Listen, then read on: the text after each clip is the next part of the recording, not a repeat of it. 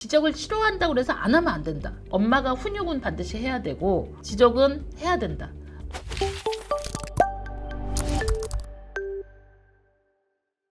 요즘 MZ가 지적하는 것을 못 견딘다고 하는데 저희 아이도 지적받을 때 너무 감정 조절이 안 되고 못 견뎌하는 것 같아서 어떻게 바르게 지도할까요? 저는 이것도 되게 중요하다고 생각하는데 우리 아이는 지적을 못 견뎌. 근데 저희 아이도 그러거든요. 너는 엄마가 지적하는 게 아니라 엄마는 너한테 이런 부분을 좀 고쳐야 된다고 얘기를 하는 거야. 그랬더니 우리 아이가 저한테 뭐라고 팩트 폭격을 했냐면 그러면 엄마가 어투를 고쳐야 돼.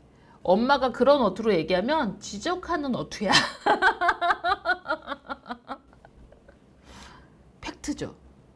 그쵸? 예, 저한테 그렇게 얘기했어요. 저보고 어투를 고치래요.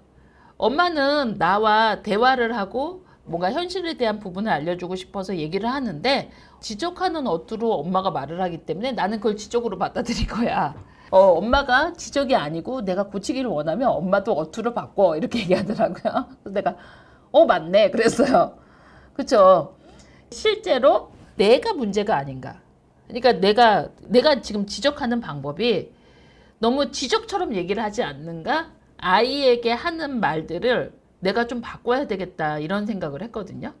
그러니까 실제 아이가 그걸 받아들일 때 지적으로 받아들이지 않는 어투로 얘기를 해주는 것도 좀 중요한 것 같고, 그리고 지적받는 순간에는 이제 내용보다 진정, 이제 그때 막 욱하면 그때 얘기하는 것보다 좀 감정이 풀렸을 때 얘기하라는 거죠. 그래서 사실 이게 다시 이렇게 반복하면서 아이들은 육아에서 고쳐지거든요. 저도 지적받기 되게 싫어하거든요.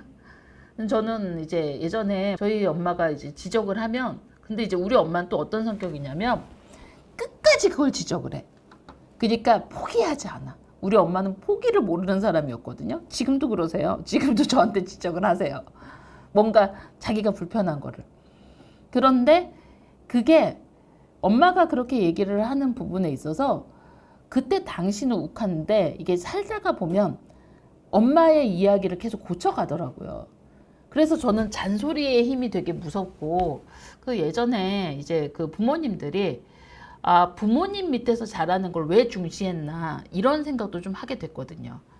그러니까 계속 살면서 뭔가 내가 실패도 하고 부딪히면서 그때 엄마가 이렇게 하지 말라고 했는데 엄마가 이런 부분들을 얘기했는데 이런 것들이 그 지적을 당신은 욱하지만 이게 고치는 힘이 필요하다는 거죠. 아이의 감정을 흐트리지 않는 정도로 내가 좀 말 습관을 좀 바꾸는 것도 필요하고, 그리고 또 그걸 지적을 싫어한다고 해서 안 하면 안 된다.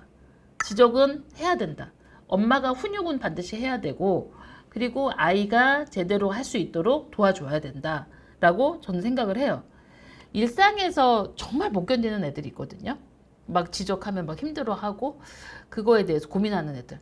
근데 그런 애들은요, 대부분 어떤 장점을 갖고 있냐면 금방 고쳐요. 네, 듣기 싫어서.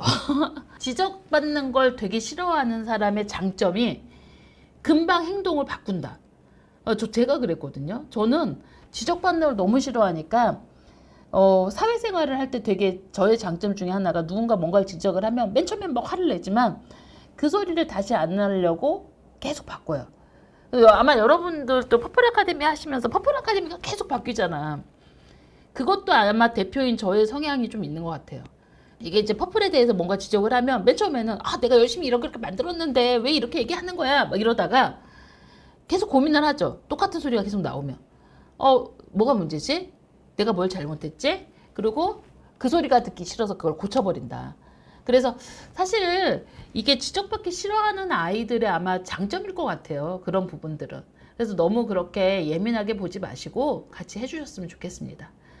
영어 교육의 모든 것을 알고 싶다면 알버트 마미 채널 구독, 좋아요, 알림 설정까지.